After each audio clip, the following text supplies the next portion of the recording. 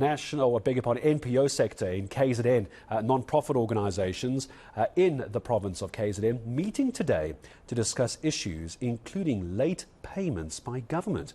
It's leaving thousands of vulnerable groups without food or even a place to stay. Lethiwe Mdluli, our reporter in KZN, joining us this afternoon. Lethiwe, hello to you. And this is the problem that we have when it comes to NPOs. They do, ironically enough, rely on government to make some money, get some kind of social grant in order to provide their services. But right now, it's not happening. Why is that? Hello.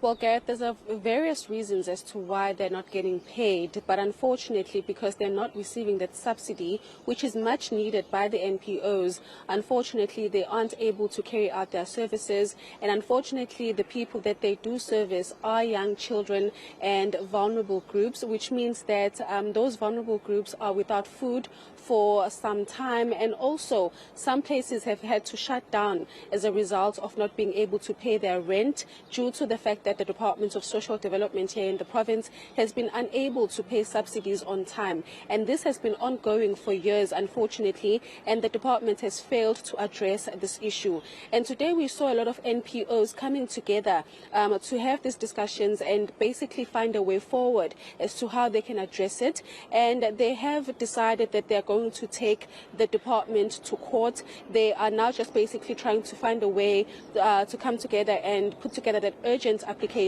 and head to court. They are saying that the only way for them now is to seek legal action, because they've been trying to communicate with the department for a really long time, for years basically, but there is no response from the government, or their actions that they're taking towards this issue are not basically yielding any results. I did have a chance to speak to some of the NPOs a bit earlier on during that meeting and ask them if they have been paid for the month of October or for the month of September. And unfortunately, majority of the NPOs are still waiting for a payment for August, meaning that they haven't been paid for 2 months. Now, normally here in KZN, the department does pay in arrears, but unfortunately that only happens for 1 month. Now it's been 3 months that this is happening. And unfortunately, majority of these NPOs do not have reserves, meaning that they are out of money and they are now thinking of closing down. But in speaking to them about their ongoing issues, this is what they had to say.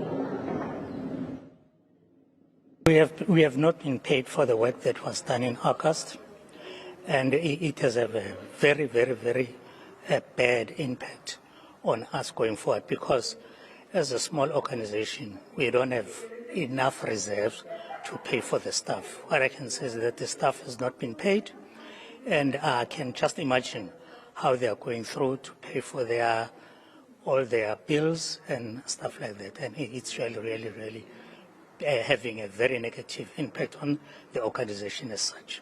I think I'm also feeling being a victim. We are currently have a crisis on staff payments, and we also trying to figure out what to do with regards to suppliers, because we've got suppliers and we haven't paid those suppliers. Now, to plan forth, it's a crisis, because we are trying to figure out what is next. I've got 23 children that I'm looking after. So to plan forth, yet my primary sponsor is not where to be found. It's such a misery. Yeah, mystery, I think, is the word being used quite rightly in this case, Lethiwe. So right now, these NPOs trying to figure out a way forward for themselves. They have services they have to provide. They can't do it. And while you've explained, and the department has explained the what, and NPOs are explaining what has happened, do we have any idea, as we talk about the legal element of this, any idea why this is happening?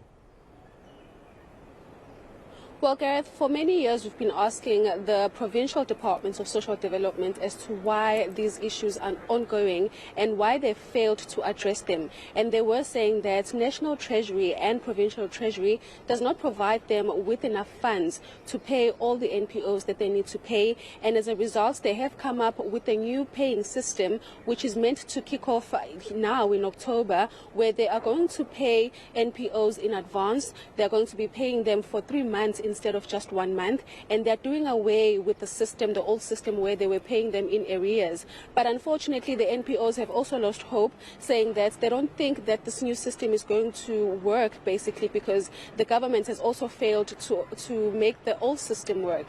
And we also asked the National Minister for the Department of Social Development, Lethiwe Mdluli, a bit earlier on, what is going on and why the department here has failed to address these issues. Basically, she did not give an answer as to what exactly is the issue with KZN, because it does seem as if other provinces have this on lockdown. It does seem that they do pay their subsidies on time every month, except for KZN. But unfortunately, she was not able to provide an answer as to why KZN is doing so badly.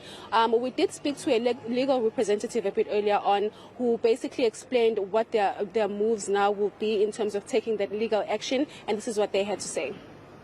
In terms of the state's obligation towards the non-profit sector, specifically in relation to children, the state has a duty to ensure that the children are protected. So all of the individuals and the directors that were here present today have decided that the best route for them is the legal route, because there are non-profits which haven't been paid for 2 months, even 3 months, which means that their children are facing possible starvation.